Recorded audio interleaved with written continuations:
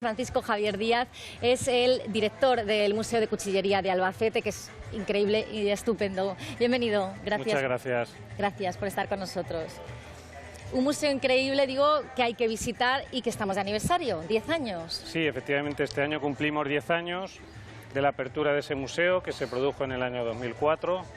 Desde entonces la evolución ha sido muy positiva. No solamente se ha ampliado el museo, porque en el año 2011 hubo una ampliación, sino también que hemos ampliado el fondo que existe en ese museo y hemos pasado de 1.700 piezas que existía cuando se abrió a las más de 5.000 piezas que hay hoy en día. Más de 5.000 piezas, también fotografías, bueno, muchísimas artesanías de muchos años atrás, de nuestros antepasados, de nuestra tradición.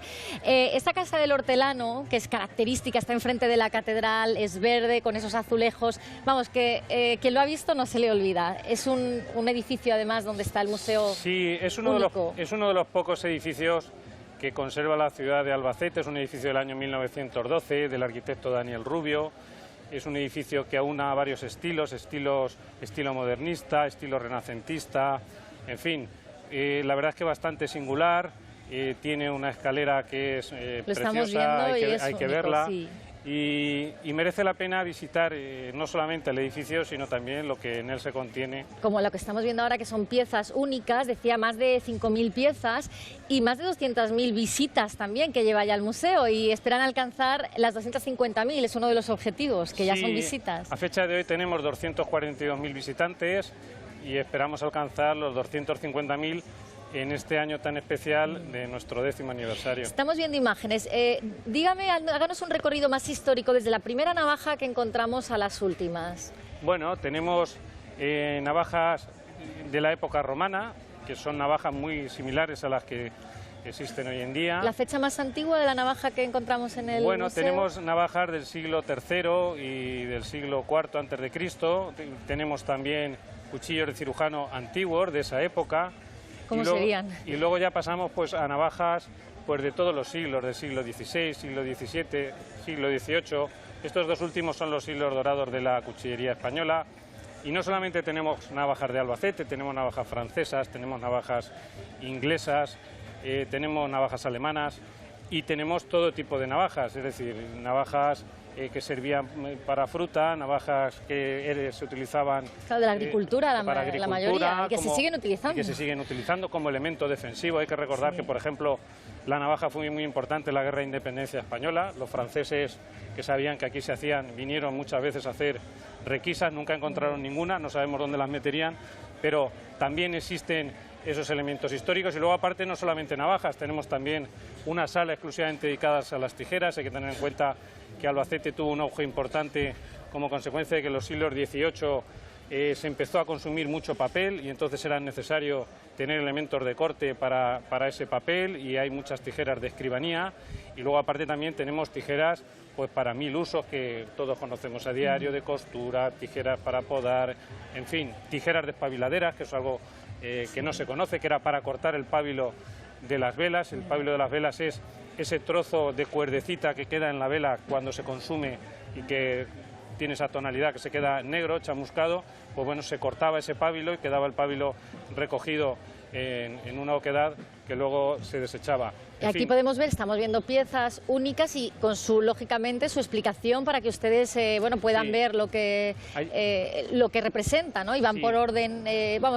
Yo lo he visitado, desde luego que hay que visitarlo varias veces para poder, ¿verdad?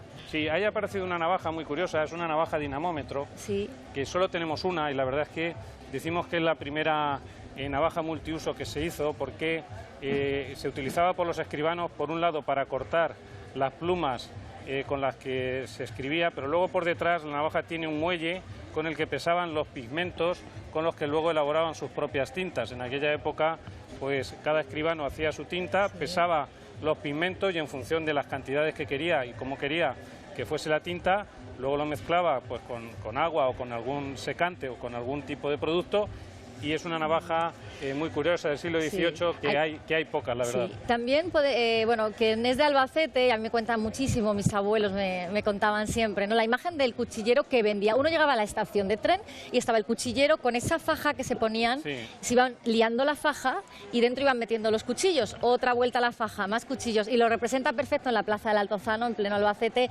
la figura del cuchillero, esa escultura, ¿no?, que nos traslada a nuestro pasado. Sí, bueno, era una forma de venta ambulante donde el propio cuchillero llevaba la mercancía encima. En el museo tenemos varios recintos de esa época y también otros elementos que se ven en fotografías antiguas también de la feria, que eran unas maletas que también eran plegables, donde también llevaban el producto. Era una forma de vender el producto llevándolo encima. Se montaban en Albacete en el tren y bajaban en Chinchilla, hacían el recorrido de ida y vuelta, aunque no estaba permitido, pero bueno, las autoridades de la época les dejaban que hicieran ese recorrido. Una época bien diferente, pero sigue habiendo muchas familias artesanas que siguen la cuchillería tradicional y luego empresas enormes, muy grandes, con un motor económico muy fuerte para Albacete, para la región, dentro de toda España. Uno viaja por el mundo y las navajas y los cuchillos de Albacete no solo se conocen en nuestra tierra, sino en todo el mundo, no solo en España. Sí, efectivamente, Albacete, a diferencia de otras ciudades como Toledo, que tenía espadas, pero sin embargo la adaptación posterior de la espada cuando surge el arma de fuego pues hace que no se produzca esa adaptación.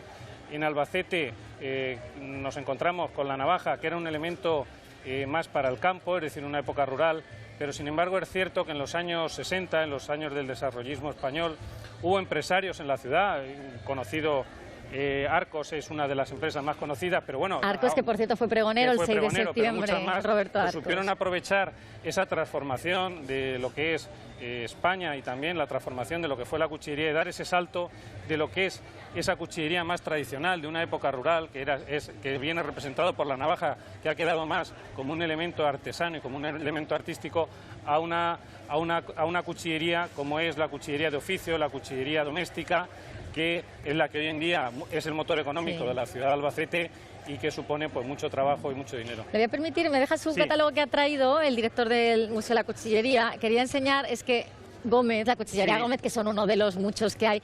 Yo les tengo un especial cariño. Mario Gómez era mi padrino, él falleció y hacen una labor increíble. Ha ido pasando, como suele pasar, padres a hijos y las generaciones enteras, ¿no? Y luchan por llevar este nombre de Albacete a todo el mundo. Cuchillería Gómez era una de las empresas más importantes de mitad del siglo pasado.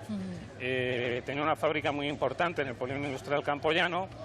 Y la familia Gómez nos ha hecho la última donación que no se ha realizado, que son estas piezas que ven aquí expuestas. Por cierto, aquí las estaban viendo, qué navajas.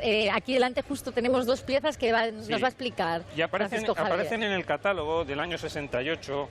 Y son estas dos que tenemos aquí. Estas dos piezas. Estas navajas no eran navajas de uso. Estas eran navajas que se ponían en los escaparates como reclamo comercial para que los clientes entraran a comprar. No era una navaja que ya en los años 60 fuera una navaja de uso porque ya lógicamente, ¿cómo usamos esta navaja? Porque no las he cogido por el peso, ¿la puedo coger? Sí. A ver, pesa bastante y es una pieza única. Por ejemplo, el pelo que estamos viendo, ¿con qué está hecho? Eso es ciervo, pata de ciervo. Es ciervo, bueno, ahí la vemos también. ¿Y qué trabajo lleva hacer una navaja así? Estas navajas eran artesanas y la verdad es que llevaban mucho trabajo. Ya digo que es una navaja de exposición. En el Museo de la Cuchillería tenemos este tipo de navajas de otra época, de los siglos... Vamos a ponerla así, para que la vean ustedes bien el tamaño que tiene. Este sería un regalo artesano de una navaja. Nadie sabe el tesoro que es, ¿verdad? Sí. Tenemos navajas de este tamaño. En el Museo de la Cuchillería hay de otros siglos, del siglo XVIII, del siglo XVII, donde no era un elemento de escaparate, era un elemento... Entonces sí se usaba, porque había una cosa curiosa, y es que las leyes españolas prohibían portar armas a quien no fueran nobles. El noble podía llevar espada, lo que decíamos de Toledo tenía un importante, pero claro, el que no era noble, estamos hablando de una época peligrosa, de una época muy distinta a la que conocemos actualmente. Entonces la navaja daba la posibilidad pues de aquellas clases sociales que no disponían de armas, pues también de poder defenderse ante una situación. Estas navajas, ya digo, de los años 60, no cumplen otra finalidad que la de ser meros expositores de las tiendas para atraer a los clientes. Sí, claro, y regalos que se hacen únicos. Por cierto, lo que les decía al principio, yo tengo una moneda, bueno, esta me la han prestado ahora mismo, es de 5 céntimos, cada puede dar un céntimo, no importa la cantidad, un céntimo, 1 euro, 2 euros, una moneda. Cuando usted le regalen una navaja, ¿verdad? Se rompe la amistad si no damos algo a cambio, algo económico, ¿no? Esa es la tradición. Sí, la tradición es que cuando te regalan una navaja debes pagar con la moneda más pequeña que lleves.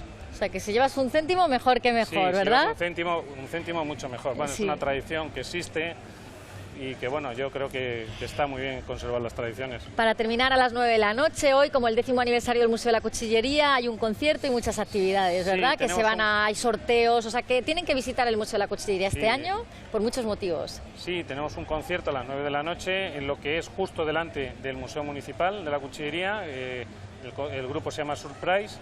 Y invitamos O sea, que nos va a sorprender. A todos aquellos Sí, que quieran acercarse, pues a verlo, que están invitados. Y el Museo de la Cuchillería de Albacete no se lo pueden perder. Desde luego. Solo hay 3 museos en el mundo, y está uno en Alemania, uno en Francia y otro en España. En España está el Museo de la Cuchillería de Albacete y tiene piezas únicas e increíbles, y van a descubrir muchas cosas de nuestra historia y de la historia de la humanidad, que va ligada a lo que es las piezas cuchilleras. Muchas gracias, Francisco. Gracias Javier Díaz, director del Museo de la Cuchillería, por enseñarnos de la historia de una de nuestras tradiciones y motor económico, como es las cuchillos y las navajas de Albacete. Gracias a ustedes. Gracias.